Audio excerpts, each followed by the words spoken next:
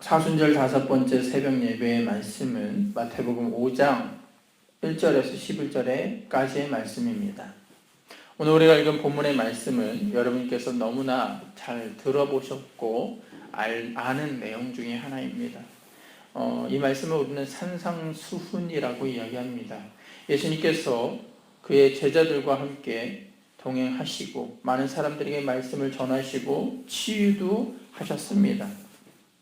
그 가운데 예수님을 따르는 많은 사람들이 있게 되고, 어느 날 예수님께서 산에 올라가셔서 그들과 함께 있는 사람들에게 8가지의 복의 말씀에 대해서 가르치셨던 말씀이 바로 이 산상수훈의 말씀입니다. 산에 올라가 많은 무리를 보시고 예수께서 산에 올라가 앉으셔서 오늘 다음과 같은 8가지의 복에 대해서 이야기합니다. 우리가 생각할 때 복이란 무엇인가? 복이란 어떻게 보면 잘 되고 어떠한 뜻하지도 않은 것을 통해서 너무나 잘 되고 잘 먹는 웰빙적인 삶을 우리는 복이 있다라고 좀 생각합니다. 네, 이 말씀 중에서 8가지 복에 대해서 보게 되면 우리가 생각한 복의 개념과는 많이 다름을 알 수 있습니다. 그곳에는 오히려 우리가 생각하기보다는 희생적인 마음과 행동이 있어야 하고, 남을 향한 아픔, 그들과 함께 살기보다는 하나님을 먼저 생각하는 세상의 잘됨보다는 그와 반대되는 말씀을 우리에게 해주신 것입니다. 그렇다면 과연 하나님께서 산에서 이와 같이 말씀하셨던 과연 그 내용은 무엇이었나? 예수님께서 우리에게 8가지의 산상수훈에 대한 복에 대한 개념에 대해서 우리에게 이야기해 주셨는데, 그것은 무엇인가 생각해보고 행동하고 그것을 알 수 있는 오늘 이 시간 되기를 소망합니다. 그 팔복에 대한 내용은 다음과 같은데요. 첫째로는 심령이 가난한 자는 복이 있나니 천국이 그들의 것이다 라고 우리에게 이야기하셨습니다. 이 말씀은 우리의 자아가 이제는 죽고 다시금 하나님으로 인해 살려고 하는 그 마음이 커져야 된다라는 것을 뜻합니다. 우리의 자아가 커지면 하나님을 우리가 밀어내려는 그런 습성이 있다라는 것입니다. 반면에 우리의 자아는 이제는 죽고 예수로 다시금 살게 되면 하나님이 주인 되시기 때문에 나의 주 되시며 나의 하나님이며 나의 주체가 되시기 때문에 우리가 구원을 받을 수 있을 뿐만 아니라 하나님 아버지가의 자녀가 되는 그 권세를 우리가 갖게 되기에 오늘 이 시간 예수님께서 우리에게 이야기하신 것처럼 마음이 가난한 자, 심령이 가난한 자는 복이 있다. 그들이 천국을 가질 것이다. 천국이 그들의 것이다 라고 우리에게 이야기해 주신다라는 것입니다. 둘째로는요, 애통하는 자는 복이 있나니 그들이 위로를 받을 것이다 라고 이야기하셨습니다. 이 말씀은 우리가 가장 힘들어할 때, 가장 소중한 것을 잃어버린 그때에 하나님을 더욱 의지할 수 있는 마음이 생기게 되고, 하나님의 품에 안김으로 인해 주님과 함께 동행하는 모습, 하나님과 함께 더욱더 동행하는 모습으로 만들어 주심을 뜻합니다.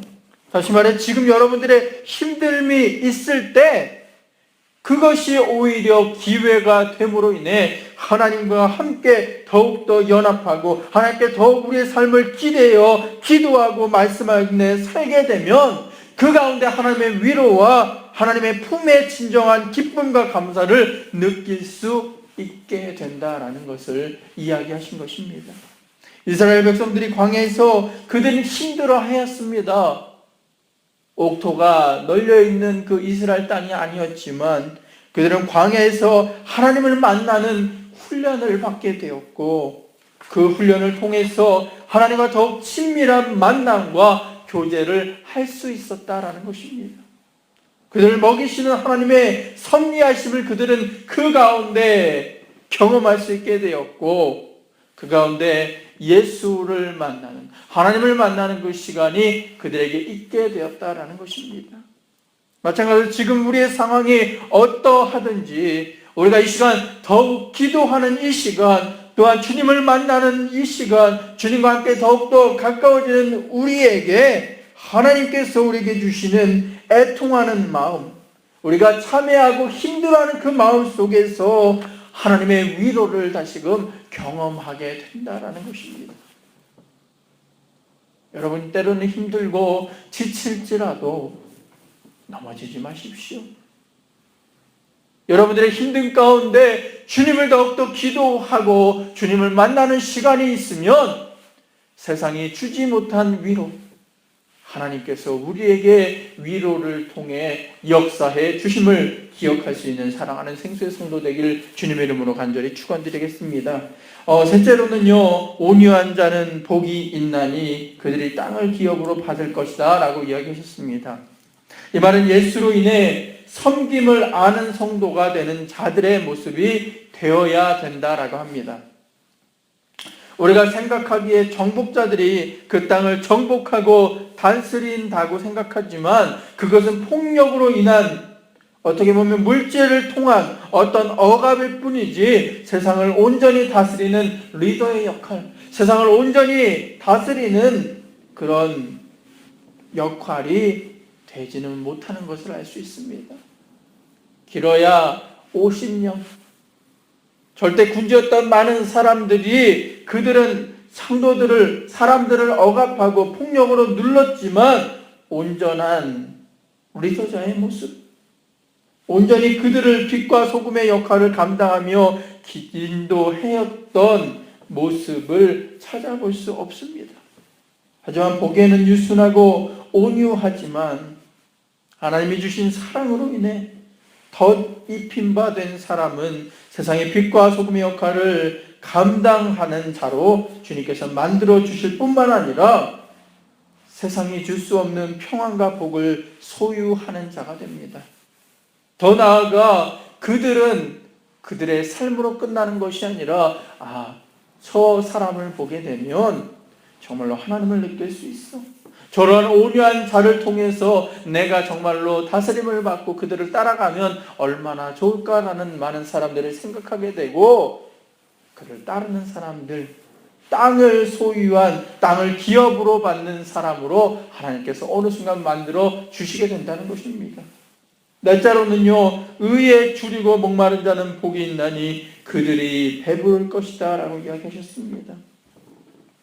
사마리아 여인이 예수가 주시는 영원히 목마르지 않는 물을 먹게 되었을 때 그녀가 세상을 통해서 채우려고 했던 그 모든 것을 다시금 예수로 인해 공급받아 채우게 됩니다.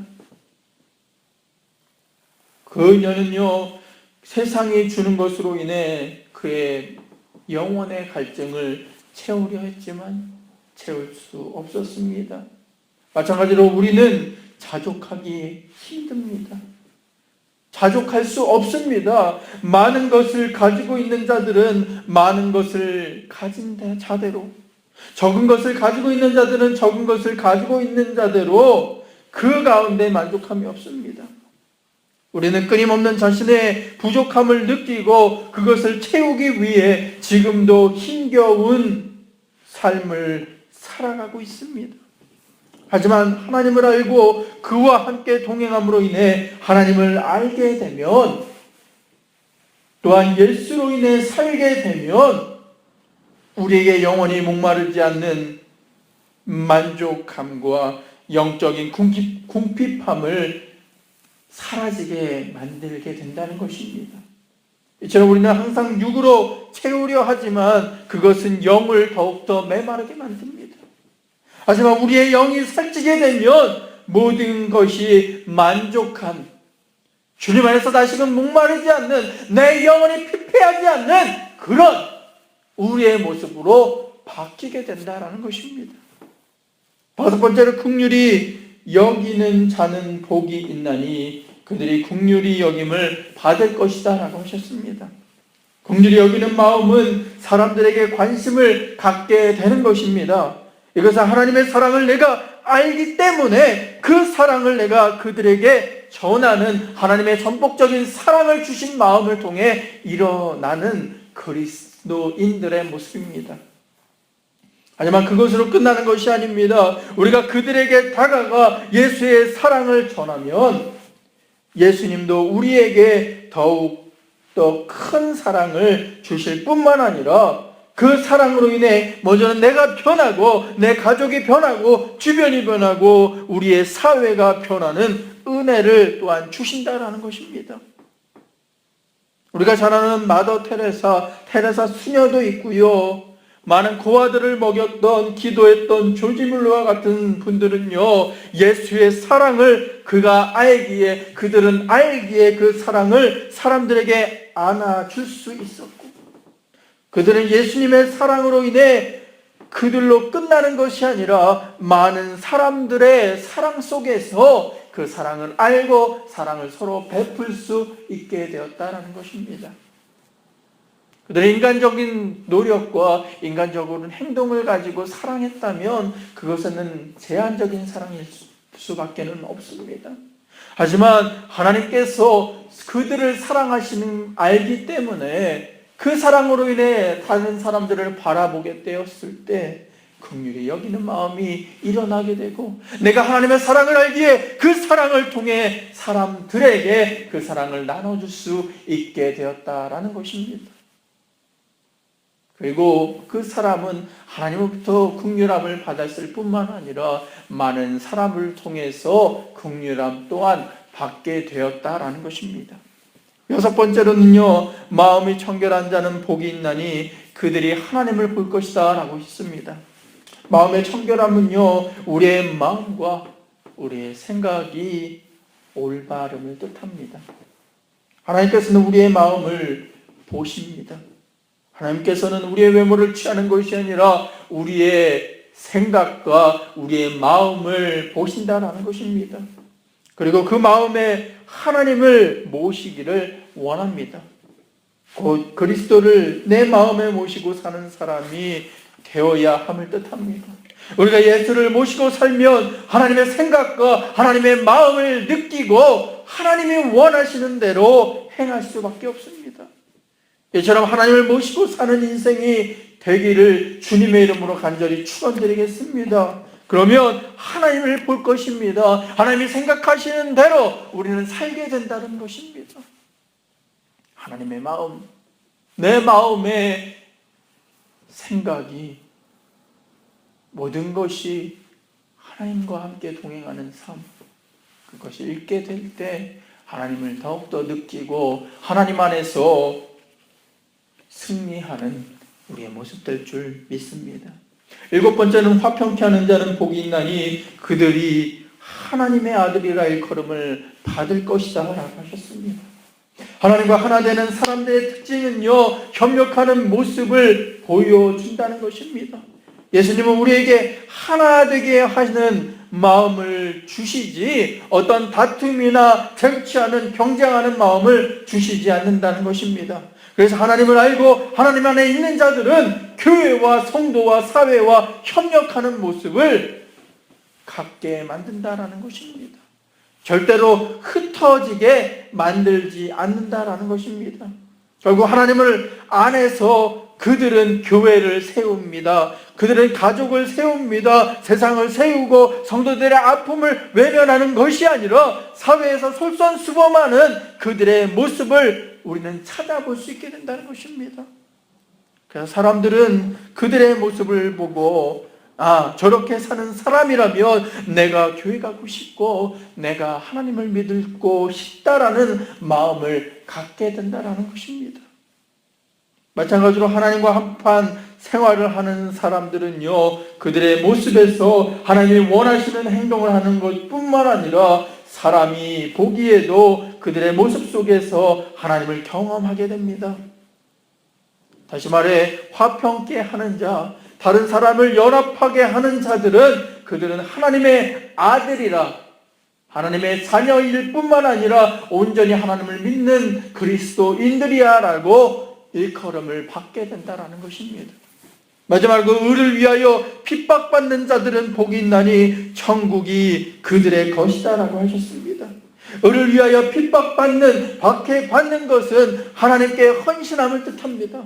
그리고 그들의 헌신은 그 헌신으로 끝나는 것이 아니라 하나님 나라에 더욱 깊이 들어가는 은혜를 그들에게 주신다는 것입니다.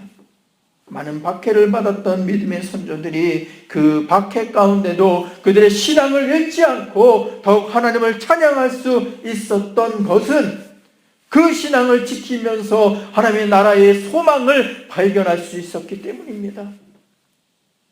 그래서 모진 고문 가운데서, 모진 박해 가운데서 하나님을 부인하지 않고 더욱 하나님을 찬양할 수 있었던 것은 그들은 땅에 있는 것에 소망을 두는 것이 아니라 하늘에 소망을 두고 하나님을 바라보고 그 하나님과 함께 동행하는 그리스도인들이었기에 하나님의 나라를 볼 수 있었고, 하나님의 나라를 소유하는 길을 그들은 걸어갔을 뿐만 아니라 하나님의 자녀가 되는 권세를 그들에게 주셨다라는 것입니다. 그들이 우리의 모습을 조롱하고, 많은 사람들이 그 모습을 조롱하고 억울하고 그러지 않느냐라고 이야기하지만, 어리석은 자다라고 이야기하지만 우리는 알아야 합니다. 그들은 우리를 박해하는 것, 그것은 그들이 불편함을 느끼기 때문이다라는 것입니다. 어둠은 빛과 절대 공존할 수 없습니다. 빛이 있음으로 인해 어둠이 사라지기 때문입니다. 마찬가지로 사랑하는 생수의 성도들에게 지금 힘들고 어렵지만 그 신앙을 이어나가고 깊게 주님과 함께 영적인 교제와 교감이 있게 되면 하나님이 우리에게 주신 그 은혜로 말미암아 다시금 하나님과 함께 하나님을 알고 하나님 안에서 다시금 이 8가지의 복을 소유하는 그리스도인들의 모습으로 변하게 된다는 것입니다. 산상수훈에서 우리에게 말씀하신 이 팔복의 말씀처럼 우리가 살아가기를 이 시간 주님께 기도함으로 인해 다시금 결심해야 된다는 것입니다. 그리고 기도하면서 하루를 시작해야 합니다. 이러면 이러한 팔복의 은혜가 여러분들에게 단순히 이해될 뿐만 아니라 그대로 살아가기 위한 힘과 지혜를 우리에게 주시고 우리의 마음과 우리의 모습을 변화시켜 주신다는 것입니다. 이 시간 사랑하는 생수의 성도들에게 이야기합니다. 주님을 만나시길 바랍니다. 그리고 주님 안에서 이 8가지 팔복을 누리며 진정한 그리스도인들의 모습으로 변화되는 우리 사랑하는 생수의 성도 되길 소망합니다. 이 시간 잠깐 기도하는 시간 갖겠습니다. 기도할 때 주님께서 우리에게 힘 주시고 주님께 온전히 가기 위한 우리의 모습으로 주님께서 바뀌어 줄 믿습니다. 우리 이 시간 뜨겁게 하나님 기도하겠는데요. 이 시간 나를 향한 모습, 우리가 생각한 모습이 아니라 주님께 온전히 주님을 내 마음에 모시고 기도하면서 주님을 알므로 인해 빛과 소금의 역할을 감당하는 우리의 모습 되게 해달라고 이 시간 간절히 기도하는 우리 사랑하는 생수의 성도 되길 소망합니다. 할렐루야. 사랑과 은혜가 충만하신 주님, 너무나 감사를 드립니다. 오늘 우리가 팔복에 대해서 배웠습니다. 하나님께서, 예수 그리스도께서 산에 올라가서 우리에게 가르치신 말씀은 다른 것이 아닙니다. 빛과 소금의 역할을 감당해야 할 그리스도인들의 모습은 어떠하다라고 우리에게 이야기해 주신 것입니다. 이 말은 우리가 반드시 행해야 할, 우리가 따라가야 할 모습의 과정들을 이야기해 주신다는 것입니다. 그리스도인들은 어떻게 해야 하는가? 마음이 청결한 자, 애통하는 자, 심령이 가난한 자뿐만 아니라 온유하며 의에 줄이고 목마르고 긍휼히 여기는 마음이 우리에게 있기를 소망합니다. 마음이 청결함으로 인해 하나님을 볼 수 있는 우리 사랑하는 생수의 성도 되게 하시고, 화평케 함으로 하나님의 아들이라 일컬음을 받은 빛과 소금의 역할을 감당한, 때로는 그 빛과 소금의 역할을 감당하다 박해받을 수 있지만 그것이 오히려 복이며 천국을 소유한 것임을 기억하면서 감사하며 승리하는 우리 사랑하는 생수의 성도 되게 하여 주옵소서. 예수 그리스도의 이름으로 감사하며 기도드렸습니다. 아멘.